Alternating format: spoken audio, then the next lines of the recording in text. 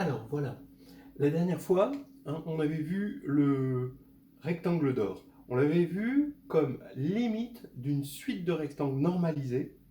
On partait d'un rectangle, on juxtaposait un carré et on faisait ça en spirale. On continuait, on itérait en spirale, tout en normalisant ce rectangle et il tendait automatiquement vers un rectangle aux proportions du nombre d'or, on va appeler le rectangle d'or normalisé.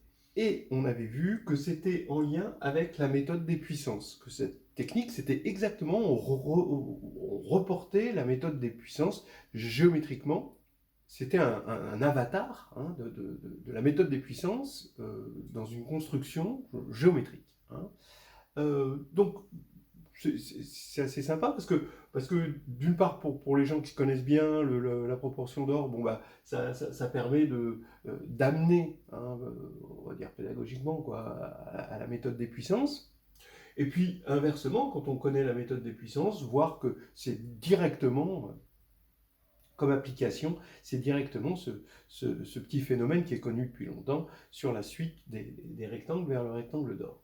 Ben, du coup, là maintenant, on va faire pareil avec un parallélépipède rectangle et on va faire une suite de parallélépipèdes qu'on va normaliser et on va tomber sur, non pas le nombre d'or cette fois-ci, un nombre qu'on appelle le nombre plastique. Hein, on est dans l'époque qu'on mérite.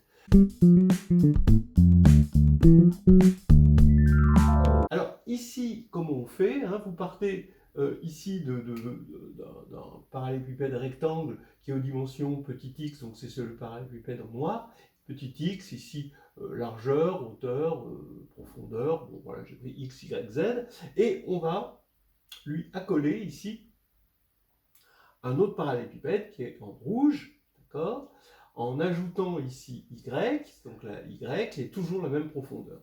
Donc on va avoir dans un deuxième temps un autre parallélépipède rectangle avec comme petite dimension, alors petite n'est pas forcément la plus petite, mais disons la dimension numéro 1, ce sera plus x, ce sera y, hein, et puis ensuite z, et ensuite x plus y, d'accord. Puis après, qu'est-ce qu'on va faire? Maintenant que la première direction c'est celle de y, ça veut dire qu'on va lui juxtaposer par-dessus, hein, un autre parallélépipède ici, avec, en rajoutant à y le nombre z ici, tac. Et puis ensuite, on va ajouter derrière un autre parallélépipède, et ensuite à gauche, ensuite en bas, ensuite encore à droite, etc. Et on va tourner comme ceci, en spirale, mais cette fois-ci on est en dimension 3, hein, et on va obtenir un parallélépipède, une suite de parallélépipèdes de plus en plus grands, qui tend bien sûr vers l'infini, parce que x, y et z sont positifs, et strictement, et donc on a besoin de normaliser. Donc on les normalise de sorte à ce que x2 plus y2 plus z2 égale 1, c'est-à-dire que la grande diagonale est de longueur 1.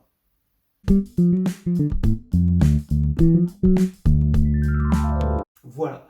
Alors bon, donc ça c'est voilà pour la construction. Ça veut dire maintenant, encore une fois, ce qu'on a fait, c'est géométriquement de l'algèbre linéaire, c'est-à-dire que on va avoir une suite, hein, où ça c'est donc les dimensions du parallélépipède, xn plus 1, yn plus 1, zn plus 1, c'est égal au vecteur yn, zn, xn plus yn.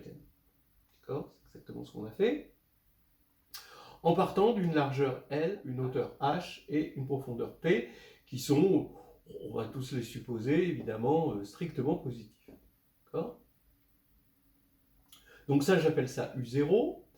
Donc je vais avoir une suite récurrente, ici UN, et ça va être UN plus 1 égale AUN, avec A, cette matrice-là, hein, que vous pouvez vérifier par cette formule. D'accord ? Et cette matrice, c'est la matrice compagnon. Hein. Alors bien sûr, hein, vous avez deux matrices compagnons, attention, une matrice compagnon et sa transposée, donc c'est une des deux, hein, mais je vais dire la matrice compagnon quand même, ici, hein, du polynôme x3 moins x moins 1, qui est venu remplacer donc le polynôme de Fibonacci, x2 moins x moins 1. Voilà.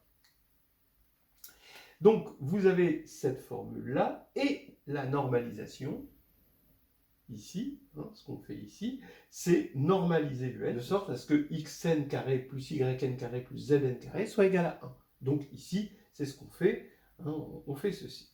En faisant ceci, eh bien, on remarque qu'on a un égale an u0 et vn, la normalisation, bien sûr, toujours de un. Donc il faut calculer a puissance n. Donc il faut faire évidemment de la réduction. Et ça, c'est quelque chose qu'on a vu la dernière fois, donc dans la dernière vidéo sur la divine proportion et le nombre d'or. Eh bien, c'est que lambda est une valeur propre de A. Si et seulement si, bah oui, si et seulement si son polynôme caractéristique, ça c'est évident, et annule lambda. Donc, lambda 3 moins lambda moins 1 égale 0. Et si et seulement si, alors ça c'est peut-être nouveau pour certains, pour cette forme-là de la matrice compagnon, pas pour l'autre, hein, mais pour celle-ci, on a pour chaque valeur propre de la matrice compagnon un vecteur propre associé très facile. Vous partez de 1 et vous multipliez à chaque fois par lambda et vous vérifiez ici 1 lambda lambda 2 va être vecteur propre de A pour la valeur propre, bien sûr, lambda. C'est-à-dire que quand vous allez appliquer A à ce vecteur, ça va vous donner lambda, lambda 2 et 1 plus lambda, d'après ça, qui est égal à lambda 3, d'après ceci. Voilà. Donc maintenant, il n'y a plus qu'à voir qu'on a un nombre plastique. C'est-à-dire que quand on avait le polynôme de Fibonacci, on avait deux racines, mais une se distinguait en étant réelle, plus grande que 1. Et l'autre est réelle quand même, mais de valeur absolue, hein, plus petite que 1. Et donc devenait négligeable, hein, dans ce genre de suite itérée. Donc c'est ce qu'on va regarder, on va étudier les racines de ce polynôme.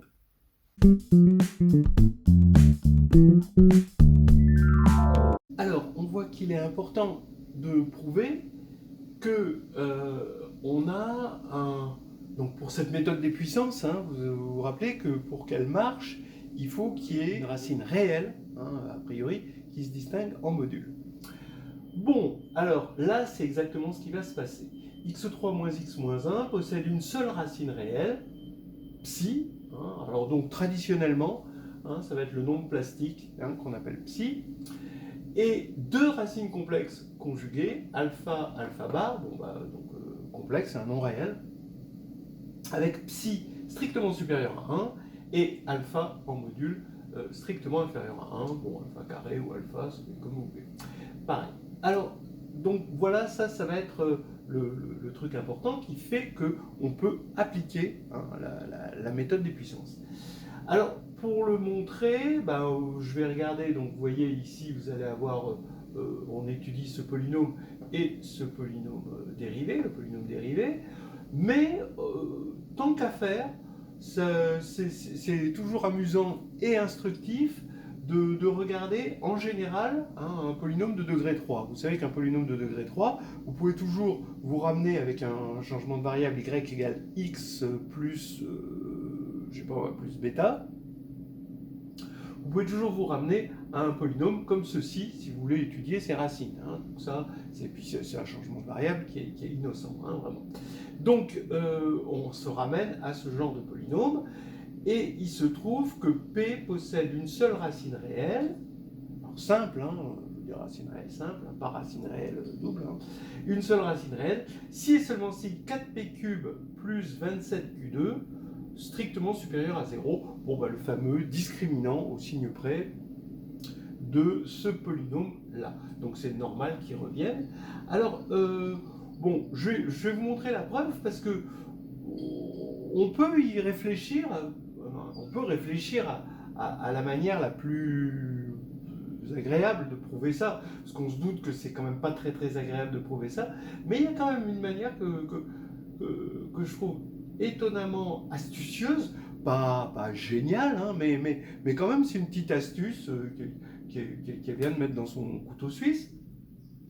Regardez, donc quand vous allez étudier ce polynôme en moins l'infini, donc il vient de moins l'infini, il va vers plus l'infini, la seule manière qu'il ait trois racines, d'accord, c'est que quand on va regarder ici, qui va passer forcément par le théorème des valeurs intermédiaires, par 0 quand il va atteindre son maximum, et qui repasse par 0 ici, quand il va atteindre son minimum.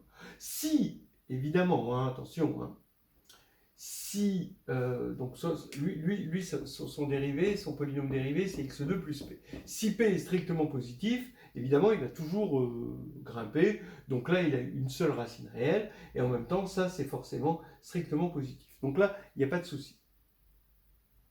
Maintenant, s'il a un maximum et un minimum, c'est-à-dire si p est négatif, bon, là, je vais même rajouter ici, dans le premier cas, P positif ou nul. Hein. Là, je vais avoir un maximum, un minimum, et puis atteint en des abscisses opposées, hein, que je vais appeler lambda et moins lambda. Et ici, voilà, c'est exactement la situation que je veux éviter, parce que là, j'ai trois racines. Hein. Et donc, c'est la situation où P de moins lambda est strictement positif et P de lambda est strictement négatif. Mais ça revient à dire qu'ils ne sont pas de même signe. Parce que s'ils ne sont pas de même signe, étant donné que la dérivée, d'accord, elle va faire plus, moins, plus, s'ils ne sont pas de même signe, c'est que forcément lui c'est positif et lui c'est négatif. Donc en fait, je me ramène à cette inégalité, d'accord. Lambda, c'est la racine positive du polynôme dérivé, donc lambda 2 est égal à moins p sur 3, et ce que je veux pas, c'est avoir p de lambda, p de moins lambda négatif, c'est-à-dire ce que je veux, c'est p de lambda, p de moins lambda strictement positif. Voilà, et là, ça va m'assurer qu'on a forcément, alors dans ce cas-là, évidemment, p de lambda sera négatif, hein, pour des raisons de signes de dérivée. Alors donc on veut ceci, regardez, hein, on fait le calcul, lambda 3 plus p lambda plus q. Maintenant, comme l'autre racine c'est moins lambda, moins lambda 3 moins p lambda plus q. Et là, je vois une différence de 2 carrés, d'accord. Et donc ça fait q2 moins le carré de lambda facteur de lambda 2 plus p. D'accord, ici. Donc ici, ça fait lambda 2 facteur de lambda 2 plus p carré. Lambda 2, ça fait moins p sur 3. Donc moins moins, ça fait plus p sur 3. Lambda 2 plus p, ça va faire lambda 2. Ça va faire moins p sur 3 plus p, donc ça fait 2 tiers de p. Au carré, ça fait 4p2 sur 9. Donc ça me fait ça. Et là, très facilement, j'ai 4p3 plus 27q2 sur 27. Donc je veux que ce soit strictement positif, donc j'ai bien ma condition. Voilà. Donc bon, c'est un petit amusement ici, je trouve c'est assez sympa si on ne savait pas comment ces choses marchent. Et c'est vraiment un tout petit calcul qui nous amène à ce discriminant, hein, qui revient toujours quand on étudie ce polynôme. Alors maintenant, on revient là-dessus. Oui, il va y avoir qu'une seule racine réelle, parce que quand on va regarder le discriminant ici, on va faire 4 fois moins 1 au cube, plus 27 fois moins 1 au carré, donc ça fait 27 moins 4, qui est forcément strictement positif, donc effectivement, il va y avoir qu'une seule racine. Alors maintenant, on réalise aussi que 1 a pour image moins 1, d'accord, parce que 1 ici a pour image moins 1, donc on est encore dans le négatif. Ici, on va avoir, d'accord, quelque chose comme ça, hein, d'accord, pour notre polynôme, avec nos deux racines, mais qui vont donner des images dont le produit est positif, mais qui sont toutes les deux dans le négatif. Et on se rend compte que 1 a pour image moins 1, Et donc, ça veut dire qu'on a forcément comme racine, par le théorème des valeurs intermédiaires, un psi strictement supérieur à 1. Voilà. Donc psi est strictement supérieur à 1. Et donc, du coup, comme le produit des racines, alors attention, le produit des racines est égal à moins 1 fois moins 1. Hein. Il y a des changements de signes. Donc le produit des racines est égal à 1. Donc ça fait que psi, les deux autres racines, comme on a un polynôme réel, sont forcément des racines complexes conjuguées. Donc on va avoir alpha, alpha bar. Donc psi, alpha, alpha bar est égal à 1. Donc ça fait psi module de alpha carré est égal à 1. Donc comme psi est strictement supérieur à 1, ça veut dire qu'on a bien ceci comme on voulait. Donc ça veut dire qu'on est dans une situation qu'on aime bien, avec non seulement une racine réelle qui se distingue, mais les autres racines qui sont aussi de modules strictement inférieurs à 1. On va voir les conséquences un peu plus tard. Mais en tout cas, qu'est-ce que ça va nous donner? Ça va nous donner, si on applique la méthode des puissances, comme on l'a vu avec un S, comme on l'a vu dans la vidéo précédente, hein, sur la divine proportion et la méthode des puissances, tout ça va dire que notre parallélépipède limite, dans la construction qu'on vient de faire, allait se retrouver aux proportions de 1, psi et psi 2. D'accord? Voilà, avis aux architectes. C'est d'ailleurs pour ça, je pense que ça a été appelé nombre plastique lié aux arts plastiques, un espèce de volume idéal pour une pièce. Voilà. Donc peut-être que cette pièce, faudrait non, pas du tout. Je pense pas. Quoique, pourquoi pas. Vérifiez, vous regardez les dimensions de votre chambre, et puis vous regardez si vous pouvez trouver un nombre plastique. Si ça se trouve, votre architecte avait le nombre plastique en tête quand il a fait votre chambre et votre immeuble. Alors, ici, bien sûr, c'est des proportions. Quand on dit le parallélépipède rectangle limite, c'est modulo normalisation. Quand on normalise, il faut diviser, bien sûr, par racine de 1 plus psi 2 plus psi 4. Voilà.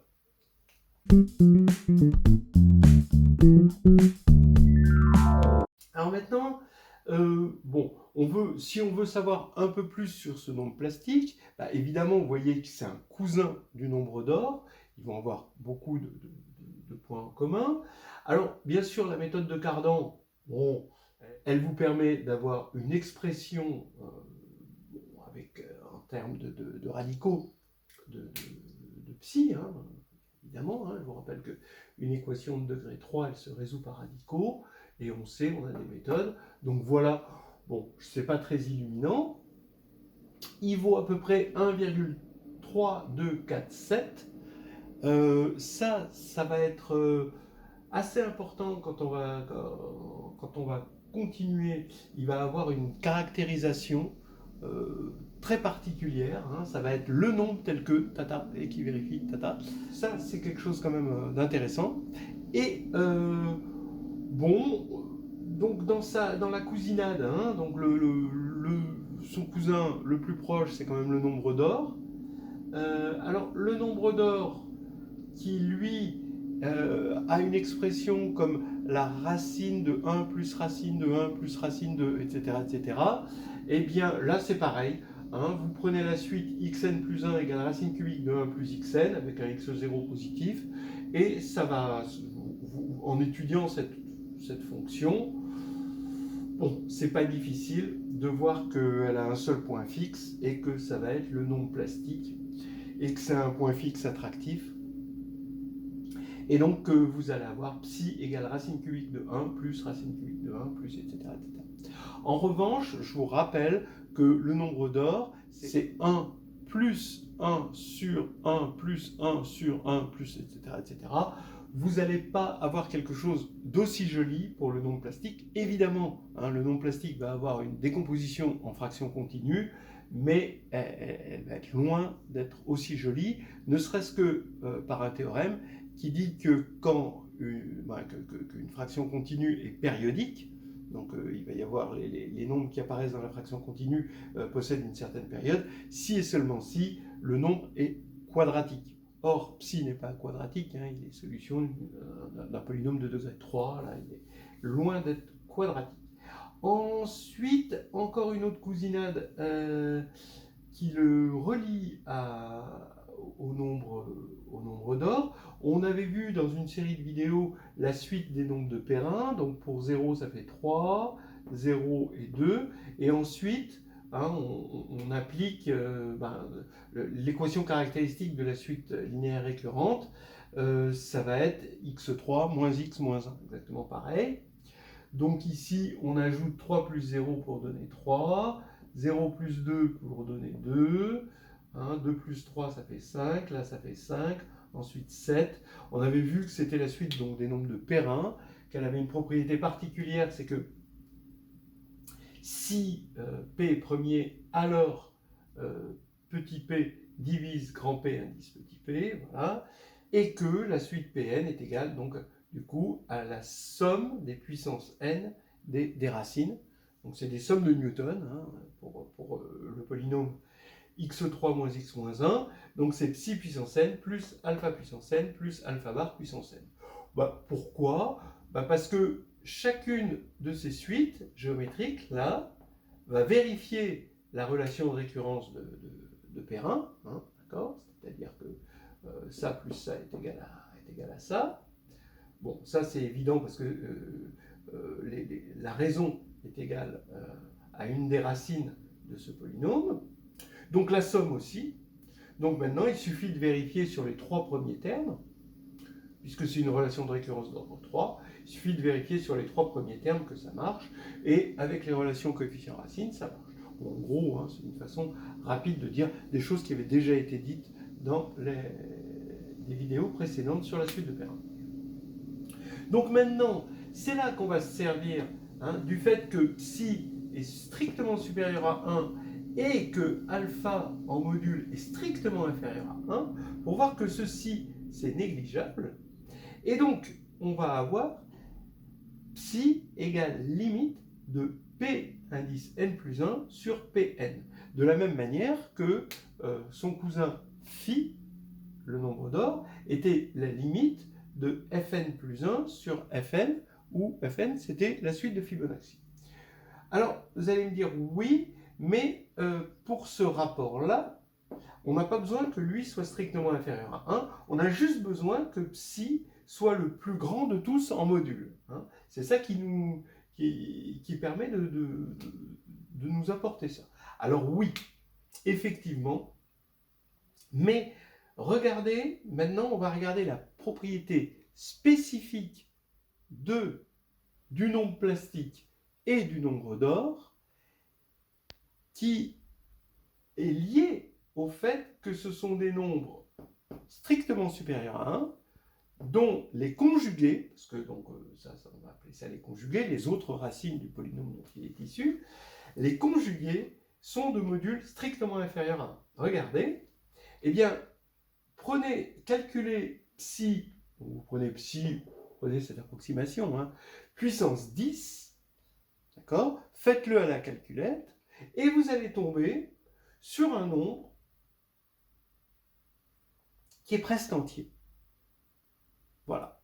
Alors, regardez, hein, vous mettez à la puissance 10, ben effectivement, à la puissance 10, à cause de ce phénomène, ça va tendre vers 0, ça va tendre vers 0, et donc ça va être, on va avoir une famille, une suite géométrique de presque entiers, c'est-à-dire un nombre qui ressemble beaucoup à des entiers. Donc, psi n est un presque entier. Alors, on avait d'autres presque entiers, effectivement, de la même manière, phi n, prenez une approximation de phi, d'accord, que va vous donner votre calculette, vous mettez à la puissance 10, 20, etc., et vous allez avoir des entiers, pratiquement des entiers, hein, des nombres presque entiers.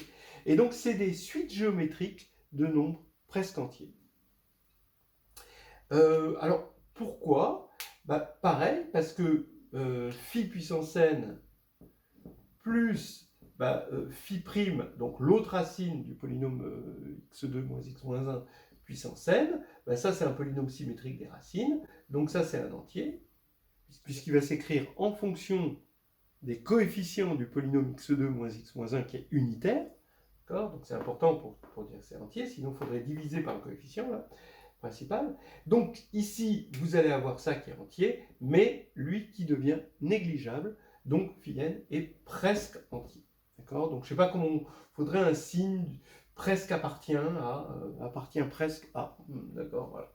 Bon, donc phi n, et puis aussi autre chose, tant qu'on y est, phi n sur racine de 5 est un presque entier. Ben oui, puisque fn, la suite de Fibonacci, est égale à phi n sur racine de 5 moins phi prime n sur racine de 5. Hein.